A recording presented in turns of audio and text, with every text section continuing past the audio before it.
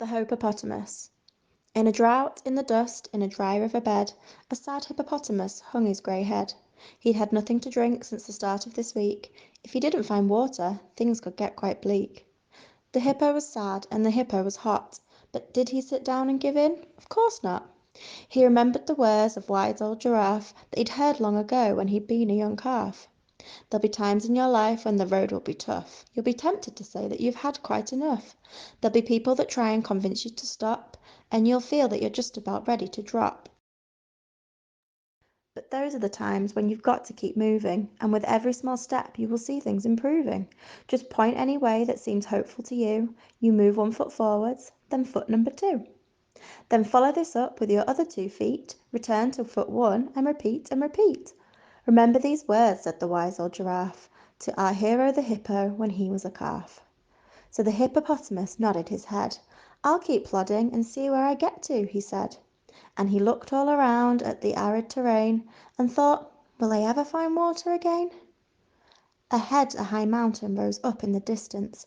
It looked rocky and steep, but with hippo persistence, he decided he'd walk till he had overcome it, in case there were better things over the summit. First he came to the desert, which wasn't too handy. It was hard to walk through, rather slippy and sandy. A camel was sitting on top of the dune, and it told the hippo, you absolute loon. Turn around, go back, you'll look like a chump. There's no water this way, except in my hump. But the hippopotamus shook his head. Just a bit further, he boldly said.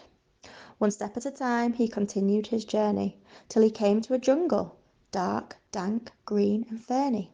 The jungle was thick and the creepers were creepy, and a large sloth hung down from a branch looking sleepy. This forest, it goes on for miles, he said, yawning. Why don't you just hang here with me till the morning? The hippo, though tempted, again shook his head. Just a bit further, he bravely said. He plunged on through the jungle, and after a while he arrived at the mountain, the ultimate trial. Poor Hippo was tired, almost giving up hope, but 1 step at a time he pushed on up the slope. The mountain was rocky and strewn with huge boulders.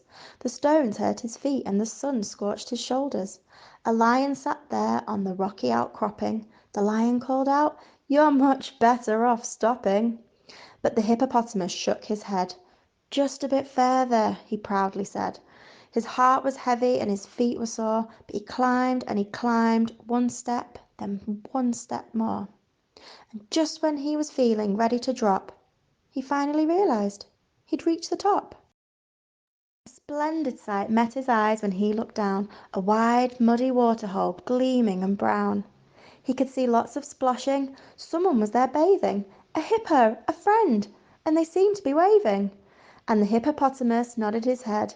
I'm glad I chose to keep going, he said.